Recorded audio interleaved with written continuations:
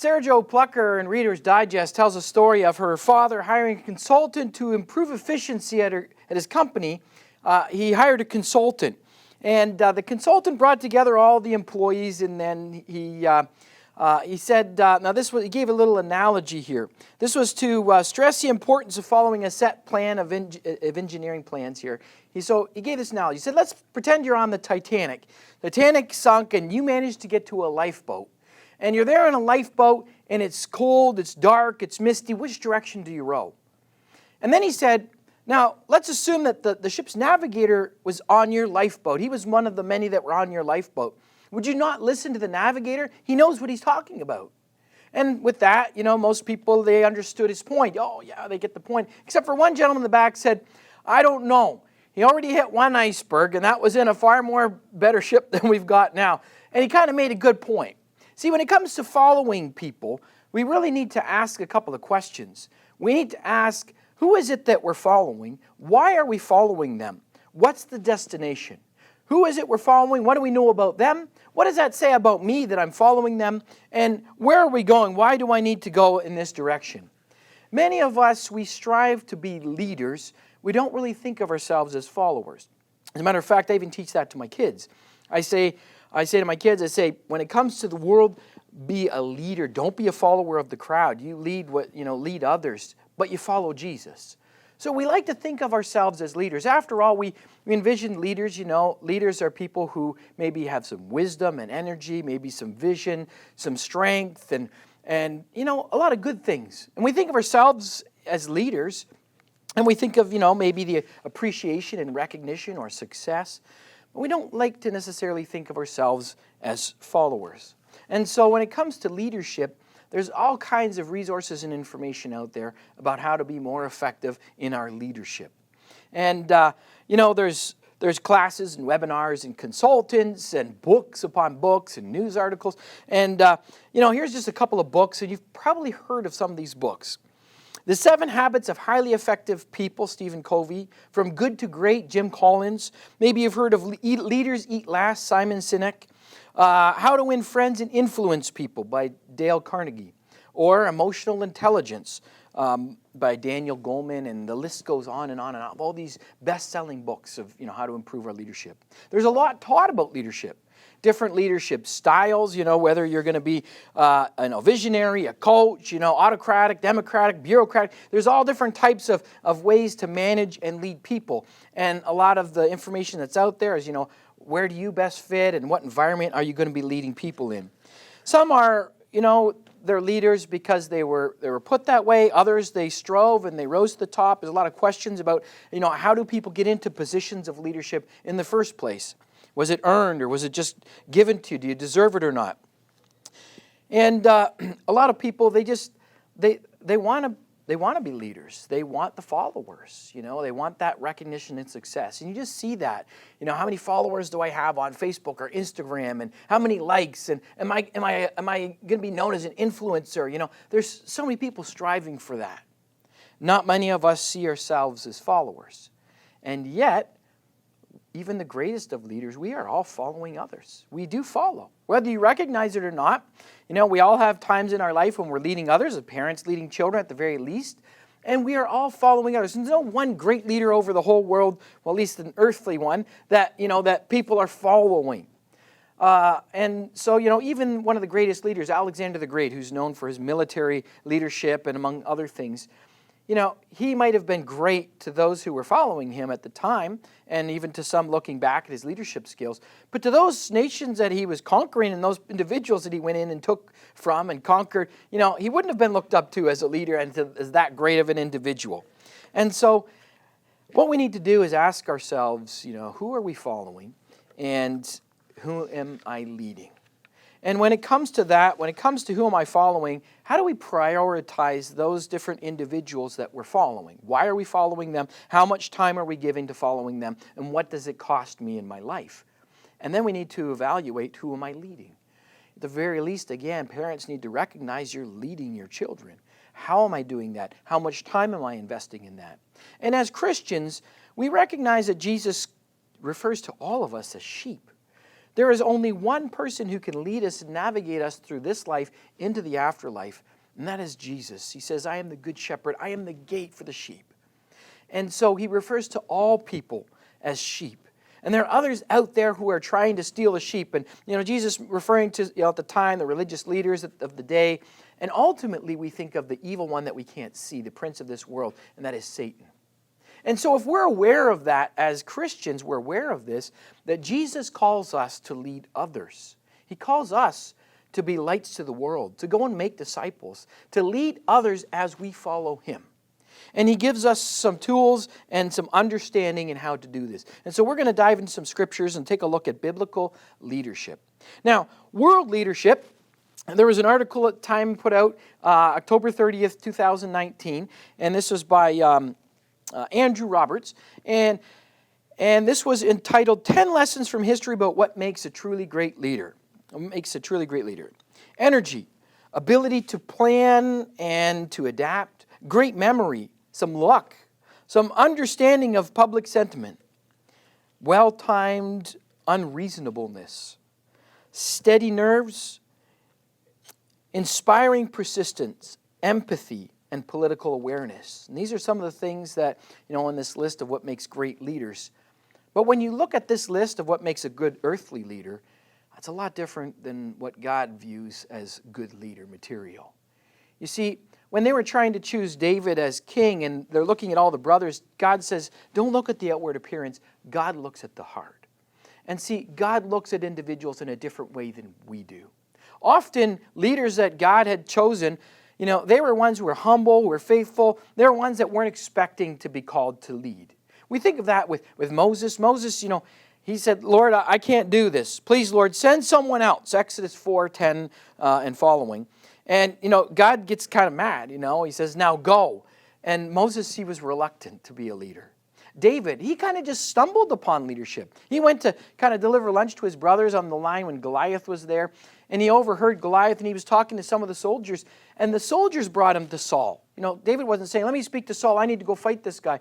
He was brought to Saul and he just kind of stumbled into this leadership of defeating the giant and what ensued after that. Saul, when it was time for him to stand up and to show himself as king, he was hiding, we're told in 1 Samuel chapter 10, 21 to 22.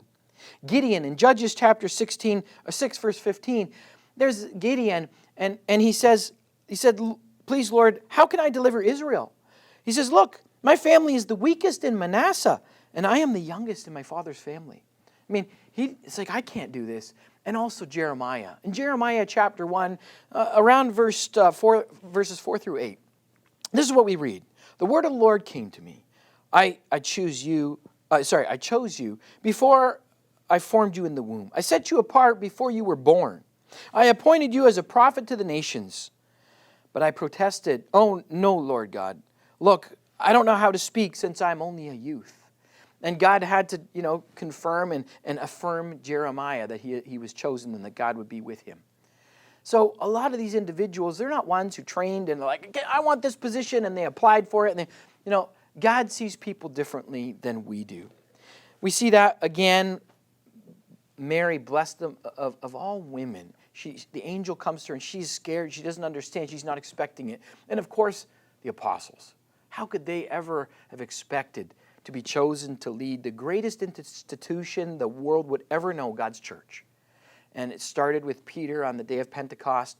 And there they are. They're leading that church. But if you look at how Jesus was teaching them leadership, and if you were to give them a test after those 3 years of being taught by Jesus, they probably would have failed. You see, in their tests of leadership, there's a lot of times Jesus was trying to show them what it meant to be a leader the way God wanted them to lead. The world leads differently than how God wants us to lead. And so in Mark chapter 9, we see that they're on the road. When they get to Capernaum, Jesus asked them, what were you arguing about on the road? They had been an argument on the road. And it said they remained silent because on the way they had been arguing with one another about who was the greatest. Mark 9:33 and following. And Jesus, he then brings a child, and he goes on to say, sitting down, he called them together, and he says, if anyone wants to be first, he must be last and servant of all. And then Mark has recorded in the next chapter that James and John and their mother, they go to Jesus, and they want to sit at Jesus' right and his left. And Jesus said, this is not for me to grant. But what happens? The others they're so angry, they're indignant. And Jesus calls them all. And he gives them this lesson. Jesus called them over and he said to them, you know that those who are regarded as the rulers of the Gentiles, worldly rulers, they lord it over people.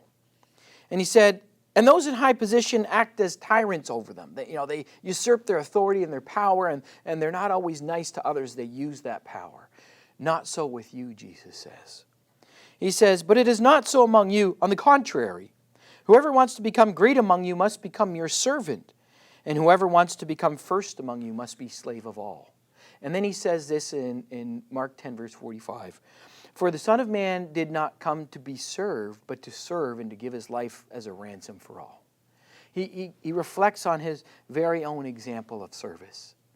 And after 3 years with Jesus, you'd think they would have gotten this message and understood what type of leaders they were to be.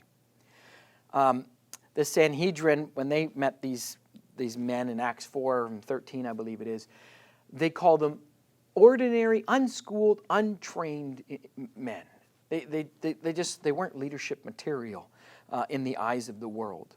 And even by the end of Jesus' ministry, there Jesus is, and he takes the cup at the Last Supper, the night before he's betrayed, that night when he's about to be betrayed, and the night before he's handed over to be crucified. And he takes the cup, and this is found in Luke 22. In the same way he took the cup after the supper, he said, this is the new covenant in my blood. And then he goes on to say, the hand of him who is about to betray me is here at the table. I'm paraphrasing, but you can read that. And all of a sudden, a dispute broke out among them. This is how Luke says in Luke chapter 22, verse 23. So they began to argue amongst themselves which of them it could be and who was going to do it. And then Luke says, then a dispute also rose among them about who should be considered the greatest. The night when Jesus is about to be betrayed and they're arguing about who can be the greatest. And with that, John tells us in John chapter 13, Jesus got up from the table, tied a towel around his waist, and he began to wash their feet. And then this is what we have recorded when we look back at Luke's statement, and again similar in John. But he said to them, the kings of the Gentiles lord it over them. They know that they're in authority, and they lord it over others. And those who have authority over them have themselves been called benefactors. It's not to be like that among you. On the contrary, whoever is greatest among you should be like the youngest, and whoever leads like the one serving. Who is greater, the one at the table or the one serving? Isn't it the one at the table? But I am among you as one who serves. You are those who stood by me in times of trial. And he goes on to talk about them, and he's inspiring and encouraging them for servant leadership. You see, the world has this triangle where leaders are at the top, and what Jesus does is he takes this triangle and he turns it upside down. Jeff Ellis, was great in teaching this lesson, and it's those who God assigns as leaders who are serving. They're at the bottom and they're serving others. It's servant leadership. They're serving with the golden rule: do to others as you would have done, as you would do to others as you would have them do unto you. And that's how they live. They understand to love God with all their heart, soul, mind, and strength. They're following Him, and they're serving others as well. Love your neighbor as yourself. And so servant leaders are first followers. And God gives the church, He sends the church in the world to lead, but He also gives leaders within the church. And these individuals who are in the church as leaders, they first show us as they follow themselves. Paul says, imitate me as I imitate Christ. 1 Corinthians 11:1. You can remember that 1:1:1:1. Follow me as I follow Christ. And the Hebrew writer says, in talking about imitating and following, the Hebrew writer says, Hebrews 13, verse 7, remember your leaders who have spoken the word of God to you and carefully observe the outcome of their lives. And then he says, imitate their faith. You imitate the leaders that are within our church community because they are imitating Christ. And so God has given different leaders in different ways, but in specific, He gives these individuals that we look up to, and we look to them as elders. They're called elders or pastors or shepherds. or overseers or bishops is another word that this role is known as. And these individuals are, they're overseeing and they're leading. These are the leaders of the church. These are the ones who have been assigned by God and who God tells us to follow them. They are ones who have been called. They are ones who do their best to lead. Timothy says about them, if anyone aspires to be an overseer, he desires a noble task. And then he goes on to describe the qualities of an overseer. It's something we should aspire. But just because someone has the title doesn't make them a good leader. There are many leaders in the church that are great leaders, and they don't have that title, nor will they ever have the title of elder, pastor, or bishop. Just like the Apostle Paul wouldn't have fallen in that category. And then there are some who really think that the title has, given them authority and made them a good leader. But there's some that, they're poor leaders, but they have worn that title. You see, that is, it's a difficult thing to work along the side of God and to oversee and to lead His church. But it's something God has assigned for the church. Ephesians chapter 4, remember this is verses 11 to 13. And He gave some to be apostles, some prophets, some evangelists, some pastors and teachers to equip God's people for works of service so that we can all grow and mature. That's essentially what Paul's saying there. There's that word pastors. These are these individuals who are the leaders of the church. They follow, and then they lead. They've been assigned leadership by God, and we follow them. And so we're told to obey your leaders and submit to them, since they keep watch over your souls as those who will give an account, so they can do this with great joy and not with grief, for that would not be profitable for you. You see, this type of leadership within a church, what a high-stress job. What a high-stress role. Leadership already in the world is high stress. Never mind in the church with such a high calling.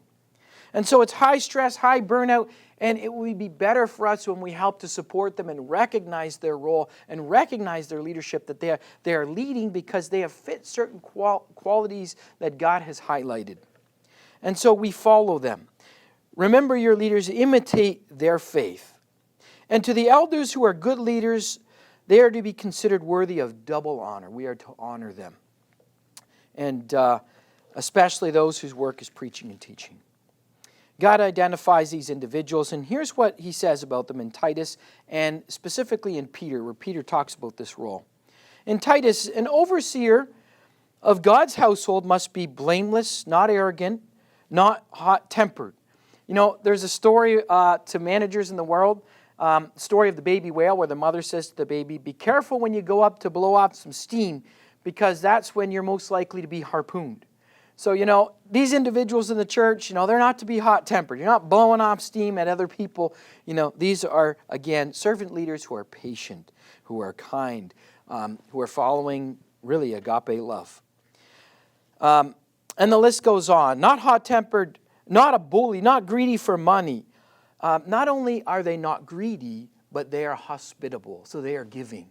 So they're all these things, and they're giving, and they're trying to oversee, and they're trying to be all things to all people, to win some, but they're trying to guide God's church to do that. They're trying to lead their own lives and also lead the lives of the church around them. What a difficult task this is. Peter says of them in 1 Peter chapter 5, 1 through 6, I exhort the elders among you as a fellow elder and witness of the sufferings of Christ.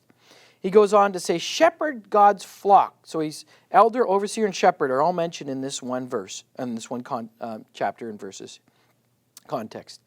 Shepherd God's flock among you, not overseeing it of compulsion, but willingness. You shouldn't be like, I got to do this. This is something you're willing to do because they see beyond. It's not just the title and the position. It's what they're accomplishing for God. And their hearts are all in for the God. They love God with all their heart, soul, mind, and strength. But willing, as God would have you, not out of greed for money, but eager, not lording over those entrusted to you, but being examples to the flock. And then he goes on to say, humble yourselves. And so, they're not like the world. They don't lord it over others. They are examples, and they are servant leaders. The servant leaders prepare the church they set an example for us, as we too are to follow their example as they follow the example of Christ. And Christ is the one who sends the church into the world, to be lights to the world, to make disciples. And so we also need to try our best to learn how to lead, to aspire to these qualities. You see, the elders in the church, it sounds like they have to be perfect. Well, they're not perfect, they are perfected. They're not perfect in everything, but they certainly are trying, and they certainly are setting an example, just as we should aspire to do for those around us in our communities around us. And so we lead. We lead in our immediate context of our families, our neighbors and friends, and then we think of how we can lead the world around us to show them that Jesus should be the greatest influence in our life, and Jesus wants everyone to follow him. And so we remember the upside-down triangle of servant leadership. And a lot of us can get discouraged when people don't seem to be following. We shouldn't get, so uptight with what or how it looks to us physically of people following. I mean, that's important, but sometimes we can get down, and we have to remember that God is working alongside of us. And if we're just doing what God has called us to do, you'd be amazed at what God is accomplishing behind the scenes. But our attitude should perhaps be of a great leader in the Old Testament, Joshua. And Joshua, I love this in chapter 24, verse 15. It's recorded. And he says, "Choose for yourselves today which you will worship. The gods your ancestors worship beyond the Euphrates." You go back and look at your ancestors, Abraham, and those coming from Mesopotamia and, that region. Or, he says, or the land of the Amorites in whose land you are living now, or the gods of the land of the Amorites. He says, "As for me and my family, we will worship the Lord." And so they had a choice. And Joshua, leading them and inspiring them, showed them how important it was to follow God. Together, may God help us to grow and to lead the world around us. And I'll end with this analogy. You've probably heard this before, but they've done a lot of research, give me this little illustration. They've done some research on Canadian geese and some swans and other birds that fly in that V pattern. And they found that V pattern really helps in a number of ways. That their wings, the lead bird, as he flaps his wings, he's changing the air current. And every other bird, it's 72% more effective in their flight. It's that much easier for them to fly. And every other bird's helping the ones behind. And they rotate out the leader, because that's a lot more work for the leader. And the V pattern is easy to see who's all there. And the ones at the back are usually the ones who are honking. They think that that's maybe encouraging, or even just letting them know that they're still there to the ones at the very front. In any case, we see that beautiful design and how that works so beautifully. How much more beautiful is the church when we're working together to accomplish what God has set us out to do, to draw all people to follow Jesus as the great shepherd. May God bless us in our leadership of the world. May God bless us as followers of those who are leading us in the kingdom's work. May we continue to follow, disciple, and share.